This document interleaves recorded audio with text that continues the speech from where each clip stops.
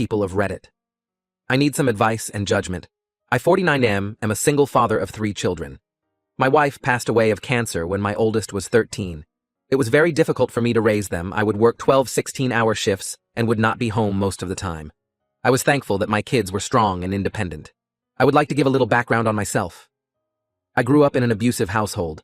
My dad would physically abuse my mom and also beat my siblings and me. I have 4 younger siblings, 3 of them being girls. I was the oldest and would try to take the beatings for them. When I was old enough and strong enough, I squared up against my father. I did so as many times as I needed to. I never let him put his hands on them. My father ended up going to prison for battery, and we moved states. My kids' current ages are 24M, 21F, 17F. My daughters still live with me since they are going to college, but my son has moved out and made his life. My son has gotten a girlfriend, and I have met her. She is a sweet, loving, and soft-natured girl, and I genuinely like her. She reminds me of my wife when she was younger. I invite my son and his girlfriend over for lunch and dinners quite often.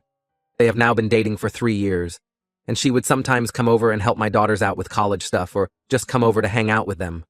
I love her as family and have told her so.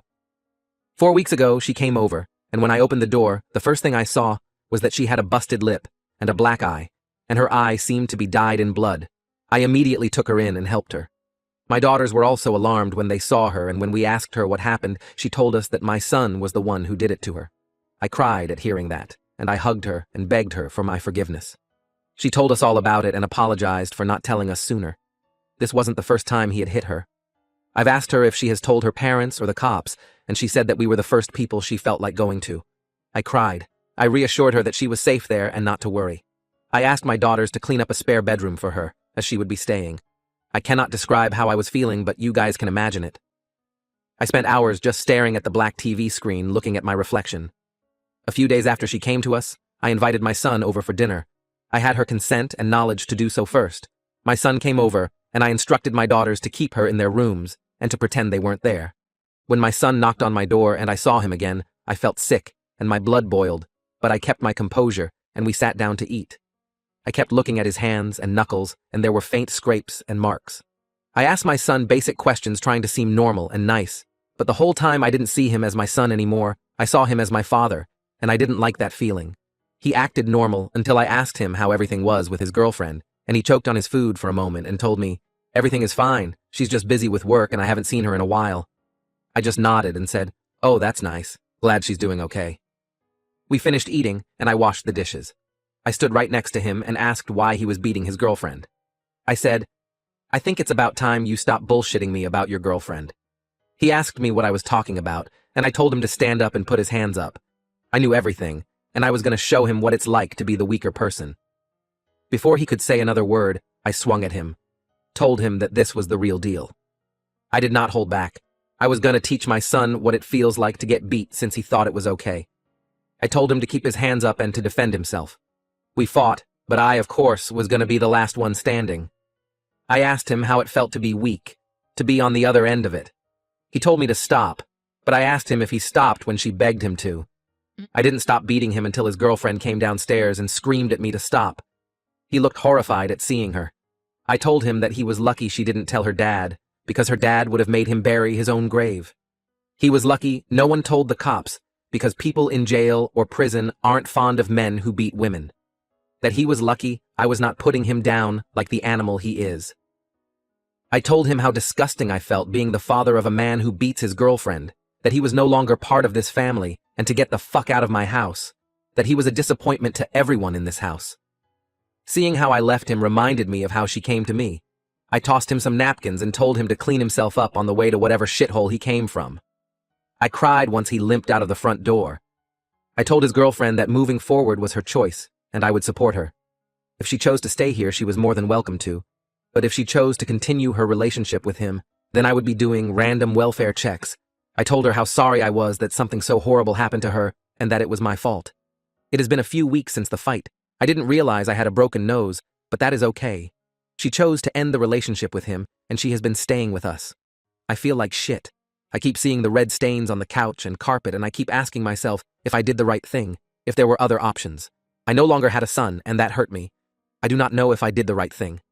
I've just been staring at my reflection on the TV. Ada? Update 1. Hello again, people of Reddit. There were a lot of comments and many questions were asked. One in particular that I found very interesting and even showed my daughters was what would have been my plan if my son won. My daughters have instructed me to quote the great Kanye. I guess we'll never know. I'm not sure if that's the saying, but I got that out the way now. There were a lot of you guys who recommended I reach out to my son, so I did. Yesterday we agreed that I would go over to his apartment. I told my daughters and the ex that I would be going today to their brother's place. I asked the ex if she wanted me to grab some small things that she left over there. I went over to his place at 8 in the morning so we could get it out of the way as soon as we could. He shook my hand, but he kept his gaze low. His injuries seemed to be fine and were healing up nicely. He led me into his apartment and it was pretty messy. There were a lot of trash bags piled up, and some of the walls had little dents in them.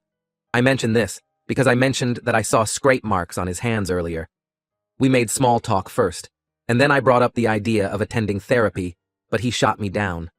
I told him that we needed to talk about his ex and his actions. He said, "I'm guessing she told you everything right?" I told him yes and asked him for the entire truth. It pretty much went like this.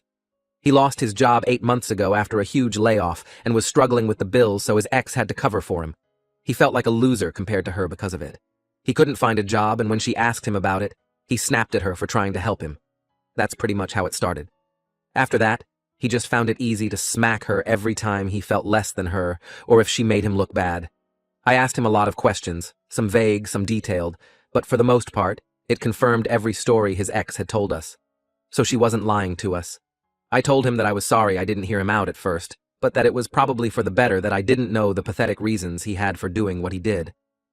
He did not apologize back or show any signs that he was remorseful for what he did. We continued to talk about it, and things got very heated. He kept on making excuses for himself and trying to justify what he did. I told him under no conditions was it okay for him to beat his girlfriend. Just because life got hard for him and things weren't going his way, it does not excuse his shitty actions. My son stood up and asked me why I couldn't have his back or take his side. I got up and asked him, in what way was I supposed to have your side? I would in no way support his actions, that he was full of shit for even having the audacity to think I would support him beating his girlfriend. Each time I tried to give him advice or anything related to self-improving, he would get angry. Things continued to escalate, and I told him that unless he got his life and himself under control, he was not allowed near his sisters or my home.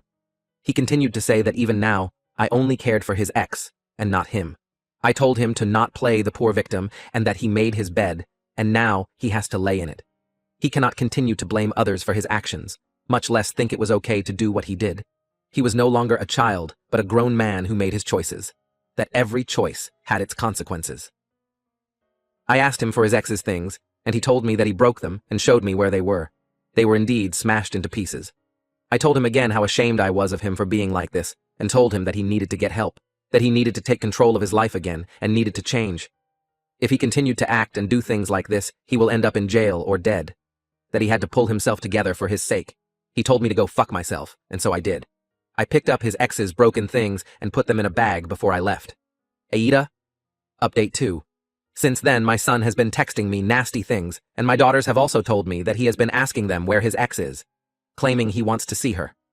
My siblings came over this weekend for a cookout I was hosting. My son wasn't invited. I told my family about the situation, and they all agreed that my son turned out to be more like our father. We joked that we always expected one of the guys to be his replica, my brother and I. We all shared our crappiest experiences with our father, and we answered more questions about our childhood to the ex and my daughters. My mom spent most of the time with the ex and my daughters talking about the dangers of men and whatnot. I thought it was ironic, but it is my mom, and I can't say none to her, even though I am 49. I couldn't even tell her to stop telling my daughters about how much trouble me and my brother used to cause. A couple of hours into the cookout, the women were in the living room doing their thing while we guys were working in the garage fixing one of the cars. We heard loud banging, and my sisters were yelling at us to get in there because some drunk guy was trying to kick down the door. It was my son. It wasn't too hard to realize that it was him because he was yelling the ex's name and yelling at her to open the door and to stop being a B-word. I told the women to just get away from the door. I opened the door and shoved him out of the door when he tried to force himself in. I told him to get the fuck away from the door and to stop acting like an idiot, or else someone was going to call the cops on him. I told him that he was not allowed near the house. He just told me to shut up and to let him see her. I told him that under no circumstances would he be allowed near any of the women, let alone his ex. To leave because he was drunk, and I offered to call an Uber for him since I didn't want him to drive drunk. My brother-in-law came out to see what was happening, and my son ended up throwing a beer bottle at him. Not the best accuracy since it hit the window. My son just kept on getting aggressive and violent and started to approach me. The whole time he was just yelling at me to let him see her and that he wanted to talk, but only to her. His tantrum lasted about 10 minutes until the ex peeked out the window, which resulted in him yelling, "Bitch, I knew you were in there," and another beer bottle being thrown again, but this time it was accurate, and it almost gave her a few facial scars with the broken glass from the window. My brother came out at that point, and we both stood in front of him and told him to leave, or we would and call the police or knock him the fuck out if he continued to pose a threat to us. Long story short, my son lunged at us. It was a whole ordeal and a public show. My brother held him in a chokehold until he was knocked out. My mom came out phone in hand and dialed 911. The police took a while and got there here in 20 minutes. We just sat on our son until they arrived and explained the whole thing to them.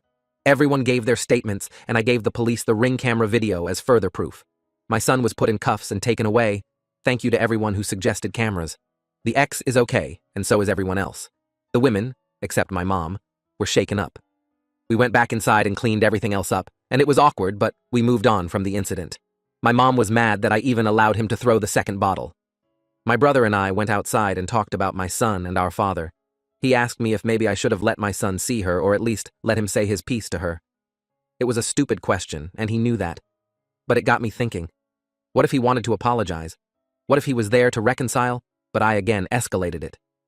It's a stupid question, but I would like some outside opinions.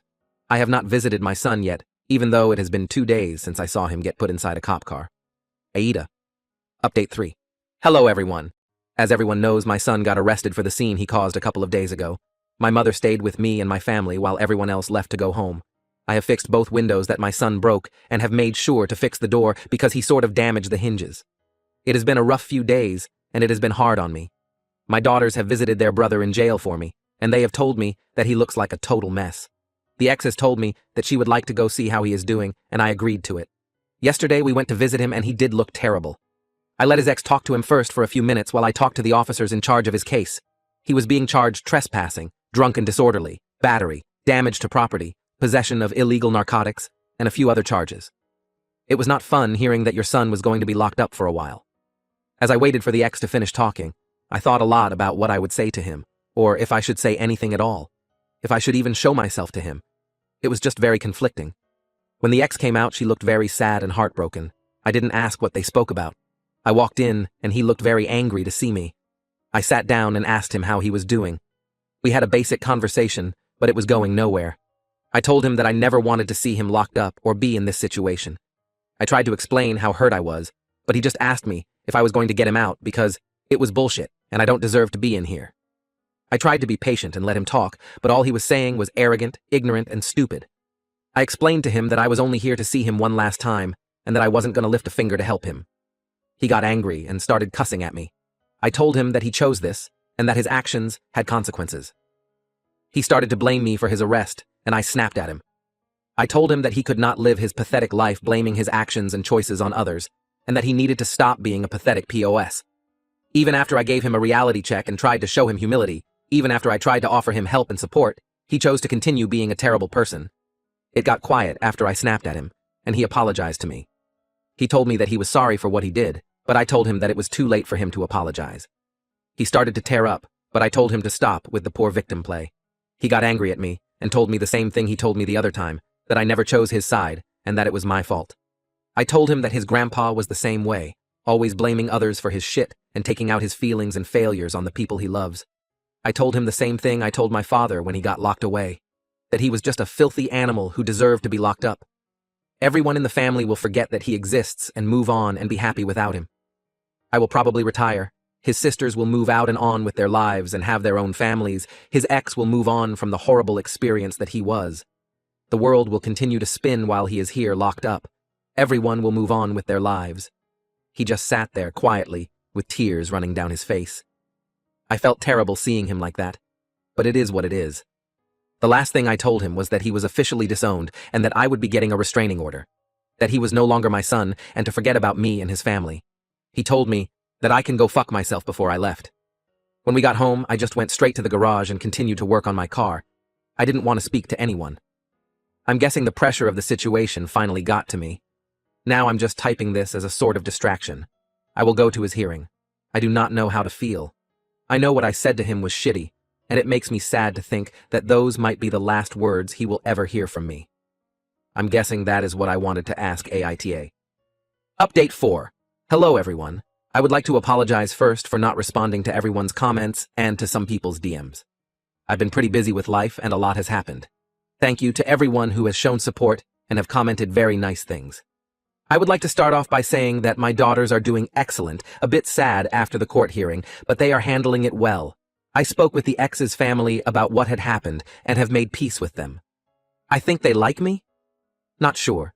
The handshake was extra firm from the father. Her injuries have healed up nicely, and so have mine. My nose ain't funny shaped anymore. Yes, she decided to stay under my wing for a bit longer. My mother has been very much a thorn in my side ever since the incident, which is fine and all. I'll probably make another Ada post, asking on advice about it. I have been feeling down and lazy. I wanted to get out, smell the roses, see something nice. You know what I mean. My son's hearing was a couple weeks ago and everyone attended, including me, despite everything I have said or felt or done. I know I cannot explain my feelings or thought process well, but I had to be there. It was one of the saddest experiences in my life. As much as I hate what my son became, I still loved him, and hearing him get sentenced for 12 years for illegal drug possession and assault, and many other charges, was not easy. I took a short break from everything just to give me time to deflate. I went on a camping trip with all my daughters. I thought it was fun, almost got mauled by a bear, but that's part of the fun. I became Hood certified, according to my daughters, over the food I made on the grill. I'm gonna be honest. I do not know what that means, but it sounds like they liked the food.